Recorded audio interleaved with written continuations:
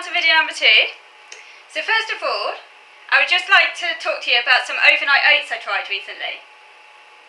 Now, overnight oats are incredibly versatile and you could pretty much add anything to them. The whole principle, the point of overnight oats is that you prepare them the night before, put them in a fridge in a Tupperware container, or like an airtight container, and then in the morning, voila, you open the fridge and there's your breakfast ready made. And it's great because the oats then soak all the milk and other things you've added during the night, so they soak all that lovely flavour. Now I decided that I'd like to try cheesecake overnight oats.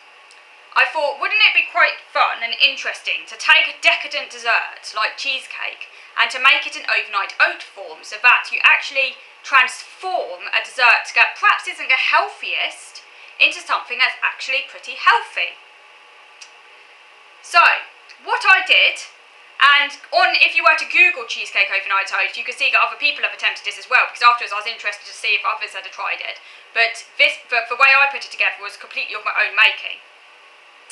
So, I got a and this is the best one, by the way. I'm going to talk you through the best one, because I tried many other versions of this particular overnight oats, and they were okay, but they weren't perfect, so I kept on experimenting, and this is the best one. So you get a digestive biscuit, you crush the digestive biscuit, and you put the crushed digestive biscuit in a Tupperware container, you know, like a small airtight container. I just use a small plastic airtight, you know, kind of like tub. You know, it's big enough to contain all the mixture, but you don't want it too big. So you put the digestive biscuit in there and crush it.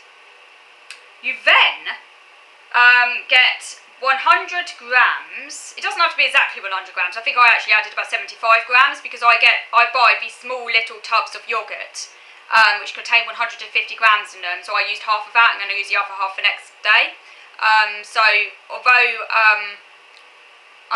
So in the region of 75 to 100 grams, basically, of yogurt. It could be Greek or it could be plain yogurt.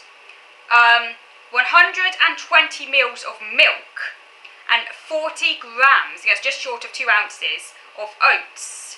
So you mix the yogurt, the milk and the oats together. You then put that mixture on top of the crushed digestive biscuit that you've put at the bottom of the container. You then get a little jam. I used raspberry fruit spread, which is a little bit healthier than jam because it's all natural fruit. It doesn't contain any added sugar. That's the main difference really between fruit spreads and fruit jams, is that the jams contain a lot of refined sugar, but you could use a little bit of jam, you know, if you wanted something like that, a bit sweeter. So I used raspberry, but of course it could be strawberry, it could be another flavour of jam, take your pick.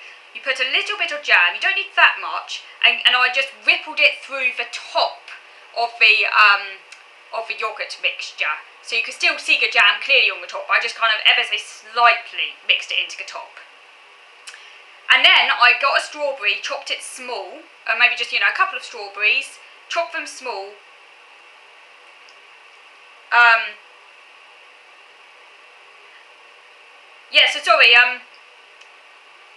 Going back a bit on myself, so I'll just say that again, just so it's clear. So you get crushed digestive biscuits at the base, yeah?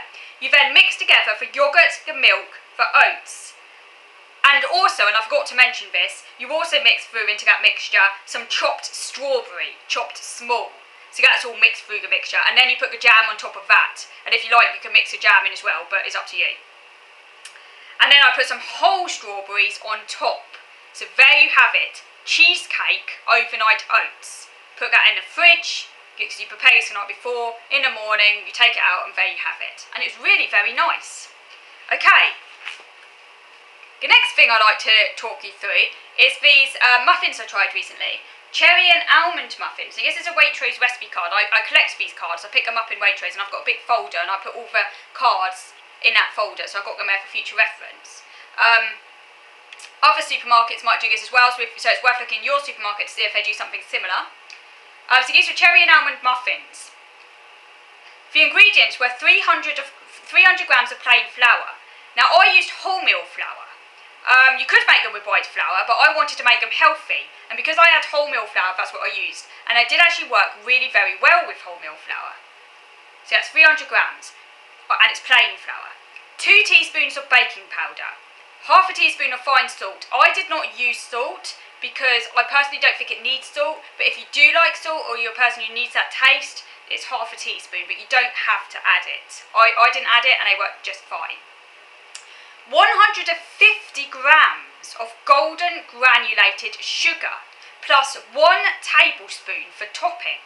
Now, this is another adjustment I made to this recipe because I thought that 150 grams of sugar is pretty excessive. So I decided to massively cut back on the sugar, and I actually only added, I think it was just over 1 ounce, so actually about 30 grams of sugar. That's all I added, and they worked just fine. And I'm even thinking that maybe you could even omit the sugar. If you wanted to be really healthy, you don't actually have to add sugar to muffins. That's what I learned with this. Sugar-free muffins are absolutely viable and are really very nice. So it's worth a try if you're health conscious to use wholemeal flour and to omit the sugar, or certainly to massively cut back on the sugar. And you know, the muffins will be just as tasty, even tastier maybe, without that. 2 free-range medium eggs, 150 ml of light olive oil, 125 ml of Rude Health almond drink. Of course, it doesn't have to be Rude Health, other companies do almond drink as well. And sometimes, if you're lucky, you might be able to find a small bottle of almond drink, so you don't have to get a massive bottle. They often sell the small cartons of almond drink in the that aren't refrigerated. You only put them in the fridge once opened, so it's worth looking for a smaller container of that, you know, if you don't want to have too much of it. But yeah, it's 125 ml of that, half a teaspoon of almond extract, 180 grams of fresh cherries, halved and pitted, but you could use 150 grams of frozen cherries, defrosted and halved. So you could either use the frozen or the fresh. 30 grams of flaked almonds. So this is how you make them. You preheat the oven to 200 degrees. Gas mark 6. You line 10 holes of a 12-hole muffin tin with cooked ingredients muffin cases. And of course, it can be any muffin cases. They're just plugging their own stuff here. Leave the 2 centre holes empty. Mix the flour, baking powder, salt, if you're using salt, and sugar, if you're using sugar, but like I said, you could omit the sugar and the salt, and they'd still be perfectly nice, in a mixing bowl. In a jug, you whisk together the eggs and oil, and then you whisk in the almond drink and extract. You gently stir into the dry ingredients until just combined, and then you stir through the cherries. You divide between the muffin cases, and top with the flaked almonds and the remaining 1 tablespoon of sugar, but I omitted the sugar because I was being healthy, but you could add the sugar if you wanted to. You bake for about 25 minutes or until golden and wizen. It's important to understand here that all ovens vary, so although it says 25 minutes, your oven might be more or less effective than that. My oven is a very effective oven, so I check them every 10 minutes, and it took my oven about 15 minutes to cook them. What I did was, it took me about 15 minutes. After 10 minutes, I reduced the temperature to 180, and I also put it on the lowest rung of the oven. But that's only because my oven is very, very effective, and I didn't want them to burn. So, you know, all ovens vary, so get to know your oven and, you know, do check them regularly to make sure they don't burn is key here. Because it might take you longer than 25 minutes, but it might take you less than 25 minutes. So a good rule of thumb, I'd say, is to check them every 10 minutes. And also, because they've got almonds on top, the almonds on top can sometimes burn and cook faster than the rest of the mixture, which is why I put it on the lowest rung of the oven, and it's another important reason to keep an eye on them. I was also thinking that to make it easier to cook, you could toast the almonds separately. So don't put the almonds on top of the muffins, but toast the almonds in a frying pan separately and then put them on after when the muffins come out, because that might make it easier to cook, because it can be a bit tricky, you know, make sure the almonds don't burn, but at the same time you want the muffins to cook properly. Leave to cool in the tin for about 5 minutes, and then transfer to a wire rack to cool completely. Serve once cool, or store for up to 2 days in an airtight container. They also freeze well. I had 2 of them fresh, and because they were so healthy, you know, you can get away with it. Because the way I made them, they actually contained less than 1 teaspoon of sugar per muffin, so I added so little. I had 2 with my support worker, fresh out of the oven, nothing beats it. But I've also got some in the freezer to take out for breakfast in the future.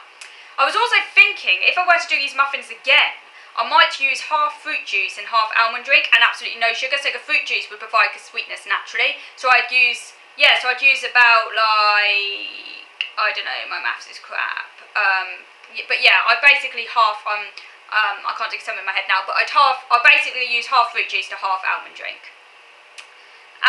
That's an option. You can also add the zest of an orange to your batter to give the muffins citrusy kick if you want to. That's something else I want to do in the future when I make them again.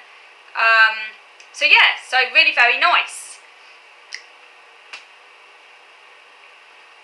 Okay, so I'm going to finish now. Do let me know if you enjoy baking, and if so, what you bake. Do any of you bake muffins? And if so, what type of muffins do you bake? Be interested to know. So as I say, I'm going to finish now, and I'll speak to you again next Wednesday. So thank you for watching.